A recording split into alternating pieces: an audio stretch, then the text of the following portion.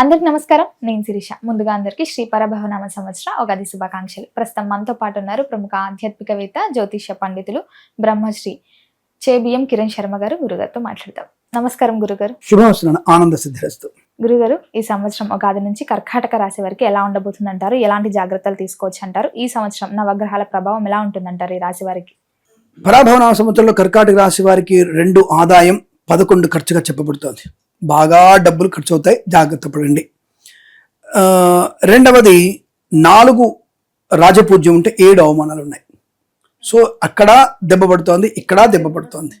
పోనీ ఇందాక చెప్పినట్టుగా లాజిక్లే ఉన్నాయి సార్ వీళ్ళకి గౌరవం పెంచడానికి అనేటువంటి అవకాశం ఉంటే వీళ్ళు స్వయం కృతాపరాధాల వల్ల అవమానాలు పొందుకుంటారు. వారికి వీరు స్వయం కృతాపరాధాల వల్ల అవమానాలు పొందుకుంటారు. సెల్ఫ్ దాని ఎల్బిడబ్ల్యూ లెగ్ బిఫోర్ వికెట్ లేదా డక్అవుట్ దాని స్టంప్ వాళ్ళే బ్యాట్తోని వికెట్లను కొట్టేసుకుంటారు. ఇలాంటి అవుట్ అయ్యేటువంటి అవకాశాలు ఎక్కువగా ఉంటాయి. ఎందుకు అంటే అహంకారతత్వం. రెండవది వీళ్ళకి గ్రహ సంచాలన కూడా ఆల్రెడీ వీరికి నవమంలో శని ఉన్నాడు, అది కొత్త ప్లస్ పాయింట్. కానీ వీరు కూడా అంతే, గృహయోగాలు ఉన్నాయి, వీళ్ళకి ఇల్లు కొన్నారు, మంచిగా లాస్ట్ ఇయర్లో మంచి ఇల్లు కొన్నారు, గౌరవం ఉంది, సంఘంలో పేరు ప్రఖ్యాతులు ఉన్నాయి, కొన్ని వెరితే కానీ లాస్ట్ ఇయర్లో కూడా అవమానాలు ఎక్కువగా ఉన్నాయి, గౌరవం తక్కువగా ఉంది. గౌరవం ఉంది అనుకుంటారు, అంటే ఎక్కువగా నాకు గౌరవం ఉందన్నటువంటి ఫీలింగ్లో కూడా ఉండేవాళ్ళు వీరు. ఎందుకు అంటే శని అనేవాడు ఎక్కువ గౌరవం ఇవ్వడు, తక్కువ. వాడు ఇచ్చేదే బుద్ధి చాంచల్య, బుద్ధిని ఎక్కువ ఇస్తాడు, గౌరవం ఎక్కువ కనిపిస్తాడు బయటికి. అంటే వీడు ఫీల్ అవుతాడు ఇంటి బయటికి వెళ్ళగానే. సపోజ్ ఫర్ ఎగ్జాంపుల్ చెప్తున్నాను, బయటకు వెళ్ళగానే మనకి డస్ట్ తీసుకెళ్లే వాళ్ళు ఉంటారు కదా, చెత్త తీసుకెళ్లే వాళ్ళు, రిక్షా వాళ్ళు ఉంటారు కదా, జడ్జిమెంట్ సార్ నమస్తే అంటాడు, రైట్ నాకు గౌరవం వచ్చేసింది నాకు, అంటే ఫీలింగ్ మనిషికి. అంటే ఎవరు గౌరవిస్తే గౌరవపడ్డట్టు అనే విషయం తెలుసుకోవాలి ఫస్ట్ మనం. ఇక్కడి నుంచి పోగానే పక్కన కూరగాయలు అమ్ముకుని ఉంటాడు, అయ్యగారు నమస్తే అయ్యగారు అంటాడు, గురుగారు నమస్తే అంటాడు, ఇద్దరు నన్ను గౌరవించారు. ఈ రకమైనటువంటి గౌరవం ప్రధానంగా కాదు.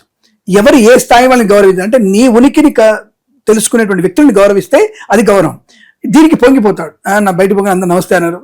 పక్కన భార్య ఉందనుకో, భార్య పిల్లలు అనుకో, చూసావా నన్ను వాడు నమస్తే అన్నాడు, చూసావా అది మీ నాన్న స్టేటస్, ఇక్కడ ఏమనుకుంటున్నావు, నేను ఆఫీస్కి వెళ్తే అలాగే ఉంటారు తెలుసా నాకు, అందరూ ఎవరు పెడతారు నమస్తే, పిల్లగానే సెక్యూరిటీ గార్డ్ నమస్తే పెడతాడు, లోపలికి వెళ్ళగానే ఊడ్చేవాడు నమస్తే పెడతాడు.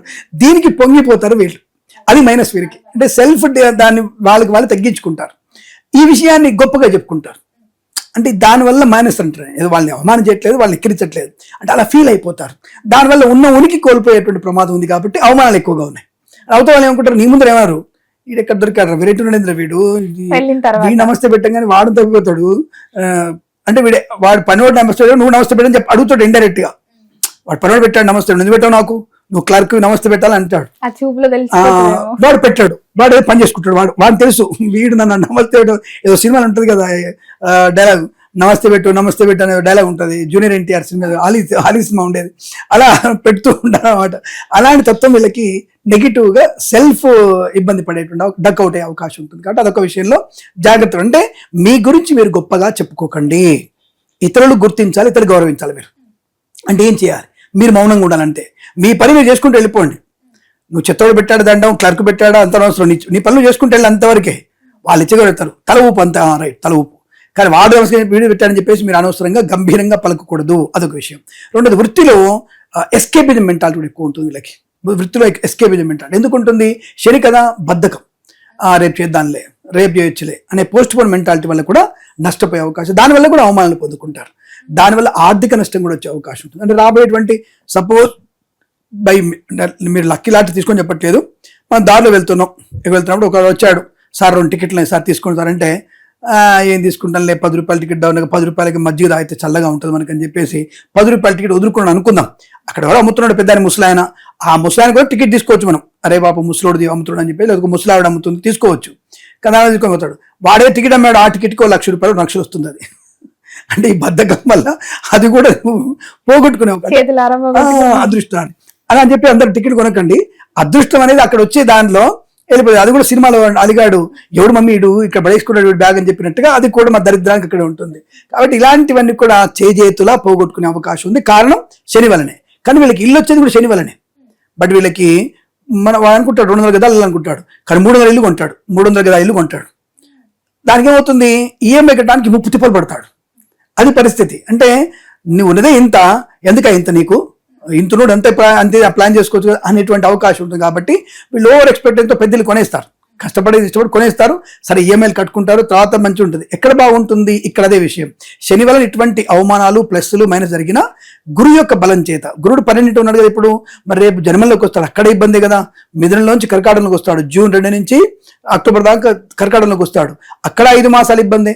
ఇప్పుడున్నటువంటి మార్చి 19 నుంచి జూన్ 2 వరకు కూడా ఇబ్బందులే. 12 ఉన్నాడు, ఖర్చులు, అనవసరమైన ఇబ్బందులు, అనారోగ్యాలు, టెన్షను, ప్రయాణాలు, లేనిపోయిన నిందలు, ఆరోపణలు ఇవన్నీ చేసుకుంటారు. జూన్ నుంచి కొద్దిగా ఉపశమనం, అంటే మిగతా అన్ని బాగుంటాయి, బయట ప్రపంచంలో గౌరవము, ధనము, సర్దుబాటు అవుతాయి, బాగానే ఉంటాయి.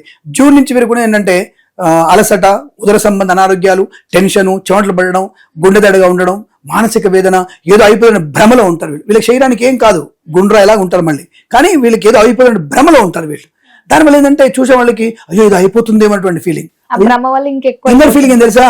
అందరూ నన్ను రికగ్నైజ్ చేయాలి, నాకు అనారోగ్యం ఉందని చెప్పేసి అయ్యో అనాలి నన్ను, అక్కడ ఇదే ఫీలింగ్ మళ్ళీ. కాబట్టి ఇటువంటివన్నీ కూడా వీరికి ఇబ్బంది కలిగించే అవకాశం ఉంది కనుక కాస్త వీరు అటువంటి జాగ్రత్త తీసుకోండి. అంటే జ్వరం వస్తుంది, ఆ జ్వరాన్ని 180 degrees చూపించుకోవద్దు, 104, 102 చూపించుకోవాలి. 108 degrees టీలో తీసుకుపోయి థర్మోమీటర్ పెడితే 108 అవుతుంది. అలాంటివి కాకుండా జాగ్రత్తలు పాటిస్తే ఇతరుల యొక్క దృష్టి మీద ప్రాసం అవసరం లేకుండా మనం కొంత చైతన్యవంతంగా ఉంటే చాలా బాగుంటుంది. అందులో వీరు తెలివైన వాళ్ళు. అదే వీరికి ఇప్పుడు ఈ అక్టోబర్ నుంచి నవంబర్ జనవరిలో ఎవరు అయినటువంటి 12 రాష్ట్రాల్లో ఉన్నటువంటి ఎకనామికల్ గ్రోత్ వీళ్ళకు ఉంటుంది. మంచి ధైర్యము, స్థైర్యము, మంచి నాణ్యమైనటువంటి మాటలు, సంఘంలో వీరికే గౌరవం ఇవ్వాలనేటువంటి స్థాయిలో ఉంటారు వీళ్ళు. ఆదాయం తక్కువ లేకున్నా కానీ వీళ్ళకి గౌరవం, అంటే చెప్తున్నారు కదా, గౌరవం తక్కువ ఉన్నా సరే వీరికి అద్భుతమైనటువంటి ఆ 3 నెలల్లో భగవంతుడికి అవకాశం ఇస్తాడుగా. ఆ నవంబర్ డిసెంబర్ జనవరిలో విపరీతమైనటువంటి రాజయోగం వీరికి, అద్భుతమైన రాజయోగం. రెడ్ కార్పెట్ వేసే అవకాశం, డబుల్ ప్రమోషన్ పొందుకోవడం, ఈవెంట్స్ చేసే వారికి ఈవెంట్స్, వ్యాపారంలో వ్యాపార లాభాలు, ఐటీ కంపెనీ కానివ్వండి, pharma, cement, iron, construction, real estate, automobile, electronic, boutiques, beauty parlour, బ్యాంబ్ డిపో, ఆటోమొబైల్ కానీ, అలాగే సోషల్ మీడియా, శాటిలైట్ జర్నలిస్టుల వారికి కానివ్వండి, సినిమా రంగంలో వ్యాపారస్తులకి, దర్శక నిర్మాతలకి లాభాలు ఉంటాయి. అలాగే మరి జూన్ టు అక్టోబర్ మధ్యలో ఒక ముఖ్యమైనటువంటి హీరోకి సెట్లోనే ప్రమాదం జరిగే అవకాశం. ముఖ్యమైనటువంటి తెలుగు నటుడికి జూన్ టు అక్టోబర్ మధ్యలో ఈ కర్కాటక వ్యక్తులకి ప్రమాదం జరిగే అవకాశం కూడా ఉంది సెట్లోనే. కానీ అటువంటి ప్రమాదం కూడా పెద్ద ప్రమాదం ఉంది. మరి ఎవరన్నా చెప్పొచ్చు కదా మీరు అంటే, నాకేం తెలుస్తుంది అసలు ఆ జాతకంలో ఓడు, ఆ జాతకం వృషభరాశి వాడు ఓడున్నాడు హీరో, ఆ హీరో పేరు నాకేం తెలుస్తుంది, ఆయన నాకు జన్మజాతం చూపించుకున్నాను నాతో ఉన్నా. వీరికి అంటే ప్రధానమైనటువంటి పాత్ర పోయినటువంటి నటులకి ఇక్కడ ప్రమాదం చెప్తాం. ఎందుకు? శుక్రుడి యొక్క ప్రభావం బాలేదు అక్కడ. కాబట్టి ఈ రాశి వారికి అది నష్టాన్ని కలిగిస్తుందని చెప్తున్నాం మేము. ఆ విషయాన్ని గమనించు తప్ప ఆ నటు పేరు చెప్పొచ్చా, అది మహేష్ బాబా, జూనియర్ ఎన్టీఆర్, అల్లు అర్జున, నాకేం తెలుస్తుంది? వాళ్ళ రాశి నా దగ్గర తెలియవు. అంటే వాళ్ళకి అటువంటి రాశుల వాళ్ళకి ప్రమాదం జరుగుతుంది, జాగ్రత్తగా ఉండండి. ఈ విషయం తెలిసిందనుకో తప్పకుండా జాగ్రత్త పడతాడుగా. మాకు కావాల్సింది అంతే, నేను చెప్పిన జాగ్రత్తగా నెగిటివ్ అవ్వాలి. అంటే ఆయనకు ఆరోగ్యం బాగాలేదన్నాను, ఆరోగ్యం బాగుండాలి. నేను డబ్బు రాదన్నాను, డబ్బు రావాలి. ఇది విషయం. దానే జ్యోతిష్యం అంటారు. జ్యోతిష్యం అంటే సూచక శాస్త్రం. ఇది సూచిస్తోంది, జాగ్రత్త పడమని అర్థం. There is a curve on road, you just తప్పకుండా మనం బ్రేక్ వేసుకొని షర్ట్ అంటే క్లోజ్లో అయిపోయి కర్వ్ జాగ్రత్తగా వెళ్ళాలి. నా కర్వ్ అంటే నాకేంటి, నేను కట్ చేయగలుగుతా 90 degrees అంటే, నువ్వు కట్ చేయలేకపోతే నువ్వు డైరెక్ట్ నీ ఫ్యామిలీతో పాటు లోయల పడి కూర్చుంటావు. అంతకు తర్వాత నేను జీప్తో సహా క్రేన్తో తీయాల్సి వస్తుంది బయటికి. కాబట్టి ఇది జ్యోతిష్యం అంటే కూడా అంతే. జాతకంలో ఇలా బాగాలేదు, జాగ్రత్తగా ఉండు. పోయేదే ఉంది అక్కడ, ఎవరు చెప్పినా అదేగా. మందు కొట్టకరా చస్తావని చెప్తాడు, నేను చెప్తాను మందు కొట్టకరా, నువ్వు డ్రైవర్గా ఉన్నావు, మందు కొడితే డ్రైవింగ్ చేసుకోలేవు, నువ్వు ఇంకోటి చంపుతావు, నువ్వు చచ్చిపోతావు అని చెప్తాను. దానికి భయం ఎందుకు?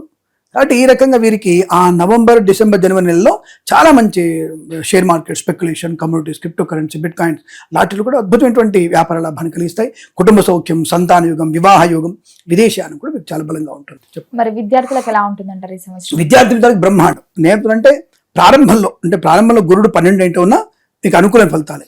తర్వాత కూడా గురుడు ఉచ్చస్థితిలోకి వస్తాడు, అంటే ఎగ్జాల్టెడ్ పొజిషన్లో, కాబట్టి అక్కడ మీకు ఇబ్బంది లేదు. గురుడు భాగ్యస్థానాన్ని చూస్తాడు కాబట్టి, తన స్థానాన్ని శని చూస్తాడు కాబట్టి శని వల్ల మీకు లాభం ఉంటుంది. అంటే ఎందుకన్నా ఇల్లు కొంటాలని చెప్పి అక్కడే ఇల్లు కొనగలిగే అవకాశాలు కూడా ఉంటాయి.